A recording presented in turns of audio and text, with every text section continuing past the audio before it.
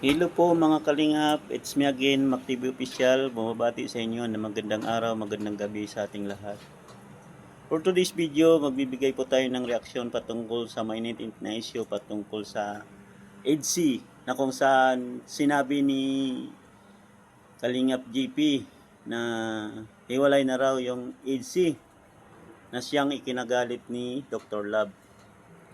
Pero bagong paalala muna, suportahan po natin si Kuya Bal, Ate Edna at Kalingap Rab.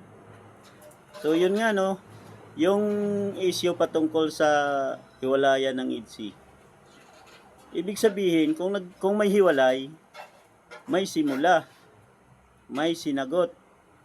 Yun po ang bibigyan natin ng reaction sa ngayon. Yung vlog po ni Kalingap Redsin na kung saan inamin na ni Bibi Bianci na naging sila na noon pa. Kaya kinonfirm ito ni Kalingap Redsin kay Kalingap Ido. Pinuntahan niya po ito sa kanilang bahay upang interviewin patungkol sa sorpresa sa birthday ni Kalingap Ido, at nabanggit niya po yung patungkol doon sa sinabi ni Bianci na sila na noon pa. At sa tuwing nagbubulong noon si Kalingap Redsin tungkol sa EDSI, ay tinatawanan lang ito ni Kalingap Ido dahil sila na pala noon pa. Kaya para malaman natin, panoorin natin yung vlog ni Kalingap Redsin. Tara po. Ayan guys. So may gustong malaman yung mga viewers natin. Kasi ang gusto nila malaman yung kasi si Bianci nag-amin na eh. Oo. Nakita ko sa video mo. Sa video mo, bakit mo in-expose? Eh wala eh, nabulong ko eh. Bulo mo na, mabihira yan. Kaya ang gusto nila malaman yung ano daw, yung official din talaga na kung kailan ang anniversary. May magpapalit yun daw eh. Ay, grabe.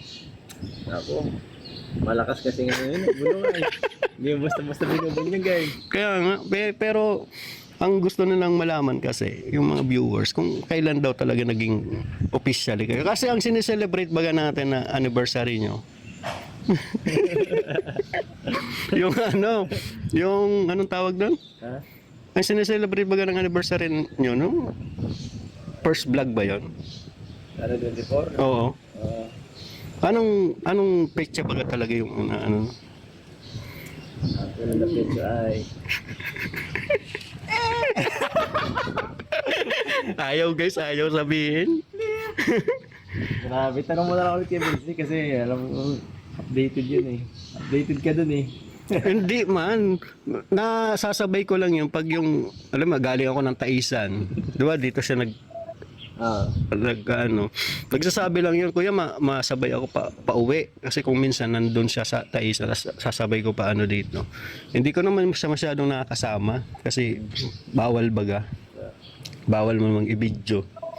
Kaya sabi ko, pag nag-uusap kami, tinatanong ko lang na matagal na pala daw kayong nagjowa, tapos ako naman panay pa naman ako advice sa'yo noon, tapos tinatawanan mo pala ako pag bandang nakatalikod na ako kasi matagal na pala yun. Ay, grabe. Ay, grabe. Basta, ano na lang, sasabihin na lang namin pag sa tamang panahon. Grabe naman yan, guys. Siyempre, birthday pa ako eh.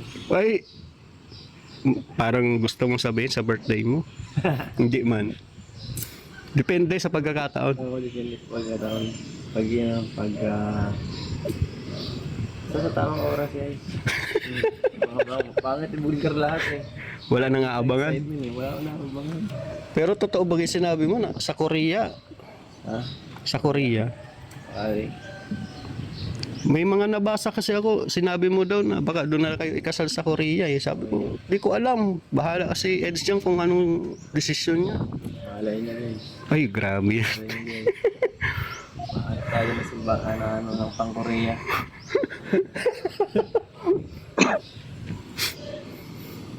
Ganda dun. Ganda dun. Kayo lang naman ata. Oo. Eds lang? Sino kasama mo? Si... Si Kalingap Rab, yung asawa.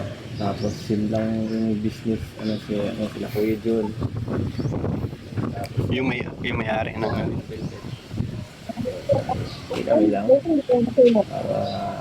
para privacy. Grabe naman. Privacy na yun. Nabayaan na Pati siguro yung, hayop daw. yung totoong anniversary, ayaw pang sabihin kung kailan talaga. Ang gusto kasi nila yung ano officially talaga na kasi yung sineselebrate baga natin unang vlog ng Gusto na yata ano pa nakadocument pa Pirma pa yata ng mayor. West, minsan daw nakita kayo ni Beyonce sa ano? Saan yun? Yung kumuha ng Sinomar ba yun? Ewan ko lang. Ewan ko bakit na ano yun? Sinomar. Bihira siya nag-update dyan. Si Kuya Jens daw. Nakita Jens.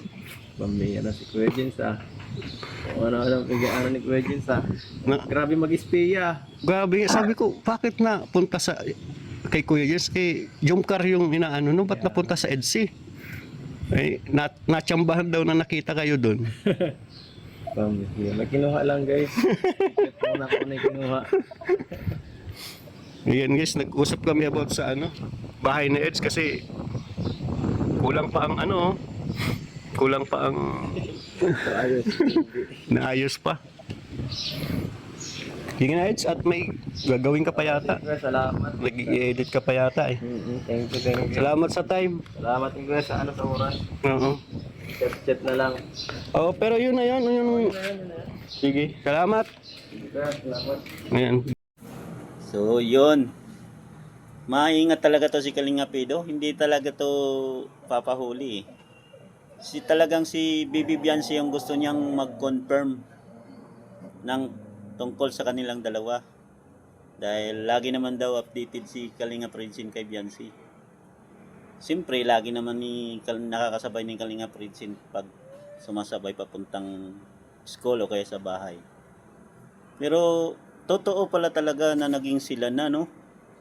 Kaya, tsaka, yung mga bulong ni Kalingap Ido sa itong mga nakaraang vlog, sa mga tanong ni Kalingap Ian, tanong ni Kuya Nel, talagang sila na talaga. Noon pa man sinasabi na nila sila na. Mayroon lang talagang mga baser na ayaw maniwala at pilit sinisira ang EDSI. Kayo ba mga Kalingap, sa tingin nyo, kailan ba naging mag-on yung EDSI? Ako, sa tingin ko matagal na. 17 birthday pa lang ni Beyonce. Sigurado akong sila na yon. Kayo mga Kalingap, ano sa tingin nyo? Hanggang dito lang muna mga Kalingap. Maraming salamat po. Kung nagustuhan nyo po yung aking upload, paki-like and subscribe na rin po ng notification bell para maging updated po kayo sa aking mga upload. Maraming salamat po. Bye-bye.